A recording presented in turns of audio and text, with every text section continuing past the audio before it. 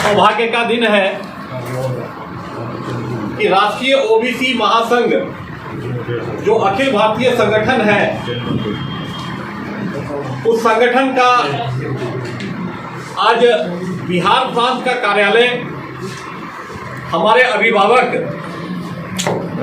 और बिहार सरकार के पूर्व मंत्री आदरणीय नंद किशोर यादव जी के हाथों फीता काटकर आज हम लोगों के ऑफिस का उद्घाटन हुआ है बिहार प्रांत का। हमारे बीच राष्ट्रीय ओबीसी महासंघ के राष्ट्रीय अध्यक्ष आदरणीय डॉक्टर बपन राव जी तायवाड़े और राष्ट्रीय ओबीसी महासंघ के युवा राष्ट्रीय अध्यक्ष मित्रवर सुभाष श्रीराम घाटे जी और बिहार प्रांत के अध्यक्ष बड़े भाई आदरणीय नरेश साहू जी यहाँ पर उपस्थित हैं। जैसा कि हम लोग जानते हैं कि भारत की आबादी में लगभग 60% की आबादी यानी 100 में 60 लोग ओबीसी समाज से आते हैं और ओबीसी समाज पूरे भारतवर्ष में अपने हक और अधिकार की लड़ाई के लिए राष्ट्रीय ओबीसी महासंघ के बैनर तले अपने मांगों को लगातार देश के और प्रदेश के सरकारों के समक्ष लगातार रखता आया है। बीजेपी के लीडर को क्या है, देश का सौभाग्य कि पहली बार भारतीय जनता पार्टी ने एक ओबीसी समुदाय के लोगों को भारत का प्रधानमंत्री बनाया है। ये भाजपा के लिए गर्व की बात है। लेकिन मैं फिर बार बार एक बात कहता हूँ, अगर हम ओबीसी के उत्थान की बात करते हैं, ये किसी वर्ग विशेष के खिलाफ की बात नहीं करते हैं। और आप देश के अंदर देखा होगा आपने कि माननीय प्रधानमंत्री जी ने जो गैर आरक्षित वर्ग के लोग थे उनको भी 10% आरक्षण बिना किसी खून खराबे के दिया। यही भाजपा की नीति है। ओबीसी समुदाय का नेता जब बड़े ओहदे पर पहुंचता है, चाहे वो कर्पूरी ठाकुर के रूप में हो या नरेंद्र भाई मोदी के रूप में, समाज के सब वर्गों की चिंता करता है और ओबीसी के हितों का भी संरक्षण करता है। महासंघ ने कई डिमांड्स रखे हैं, उसमें कई तो पूरे भी हो गए। जो इन लोगों ने पहले रखा था डिमांड कि पिछड़ा वर्ग आयोग को संवैधानिक दर्जा प्राप्त हो जाए, संवैधानिक दर्जा प्राप्त भी हो गया। और भी कई डिमांड्स हैं जिनको जैसा पहले बताया गया आपको, अलग अलग राज्यों में ओबीसी के लिए अलग अलग आरक्षण की व्यवस्था है। तो अलग अलग राज्यों में अलग अलग स्थितियाँ हैं। तो राज्यों के स्तर पर जो काम होने हैं उसके लिए महासंघ उन राज्यों के अंदर वहाँ की सरकारों से के सामने अपनी बात रखेगा और जो भारत सरकार संबंधित बातें हैं वो उनके सामने रखेगा। सर, दोनों जगह सरकार तो आप ही के है, एनडीए की। मैं बात बिहार की केवल नहीं कर रहा हूँ, देश में केवल बिहार ही राज्य नहीं है भैया।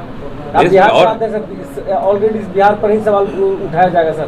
बिहार में भी एनडीए की सरकार है, गठबंधन की सरकार है, तो बिहार में क्यों नहीं? बिहार में क्यों नहीं बनेगा? बिहार में तो बहुत है। बिहार में तो पहले से ही है, पहले से ही पिछड़े वर्ग के लिए जितनी आरक्षण की सुविधा है, अभी पंचायतों के चुनाव में, नगर निकाय के चुनाव में जो आरक्षण है, उसके कारण से पिछड़े वर्ग समुदाय के लोग बड़ी मात्रा में स्थानीय चुनावों में जीत करके आ रहे हैं। तो ये सुविधा तो बिहार में पहले से भी है। संगठन के माध्यम से जैसा कि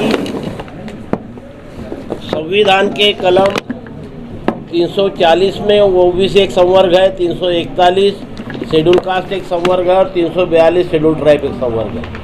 ये तीनों कैटेगरी को 1952 से सुविधाएं मिलनी चाहिए थी, लेकिन 341 और 342 में SC/ST को जो सुविधाएं मिल रही वो अभी तक 340 के तहत आइडेंटिफाइड ओबीसी संवर्ग को नहीं मिल रही। वो सारी सुविधाएं हमें पूरे देश में और हर राज्य में मिलनी चाहिए।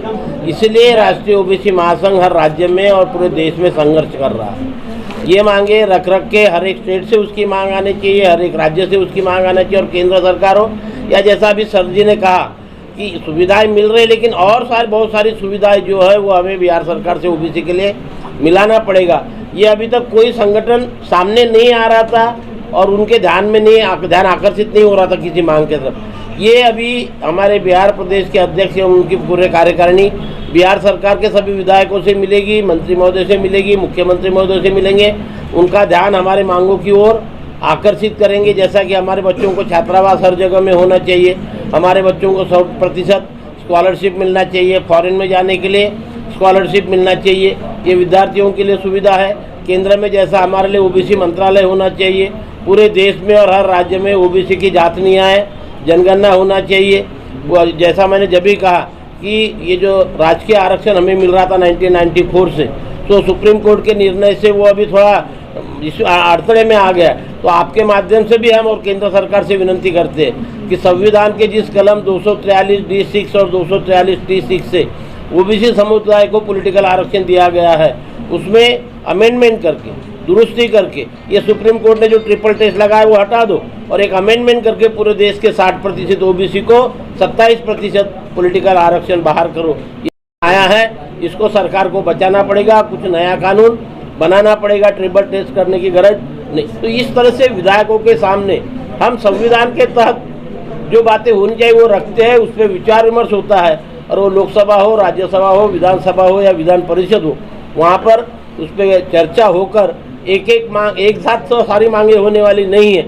लेकिन मुझे खुशी है कि केंद्र सरकार भी हमारे मांगों की तरफ ध्यान दे रही है, हर राज्य सरकार भी हमारे मांगों की तरफ ध्यान दे रही है। और मैं ये कहूँगा आपके माध्यम से कि ओबीसी के उत्थान का मार्ग अभी आज़ादी के 75 साल के बाद सब लोग इकट्ठा आने से धीरे धीरे चालू हो गया। ये हमारे लिए थोड़ी खुशी की बात है, पूरी खुशी की नहीं, लेकिन थोड़ी की खुशी। इसलिए सारे राज्यों में हम लोग प्रदेश कार्यालय का ओपनिंग कर रहे हैं, तालुका कार्यालय, जिला कार्यालय, और सारे ओबीसी को जो 3742 जातियाँ इस देश में ओबीसी में है, ये 3742 जातियों को इकट्ठा लाने का काम राष्ट्रीय ओबीसी महासंघ कर रहा है। कार्यालय खड़ा किया जाए और हम अपनी जो मांग है, जो उसका जो है 10 सूत्री या 15 सूत्री मांग जो है, हम लोग उसका एजेंडा बनाकर बिहार के मुख्यमंत्री से मिलेंगे, उप मुख्यमंत्री से मिलेंगे, जितने भी बिहार सरकार के मंत्री हैं उनसे मिलेंगे, जो यहाँ के जो बिहार में जो ओबीसी समाज से जो विधायक, जो जनप्रतिनिधि हैं, जो सांसद हैं, जो केंद्र सरकार में मंत्री हैं, जो राज्यसभा सांसद हैं, विधान परिषद के जो लोग हैं, जो जितने भी जनप्रतिनिधि हैं, उन सबसे मिलकर अपनी मांगों को उनके समक्ष रखेंगे और अपनी आवाज को बुलंद कर उसको पूरा अधिकार प्राप्त करेंगे।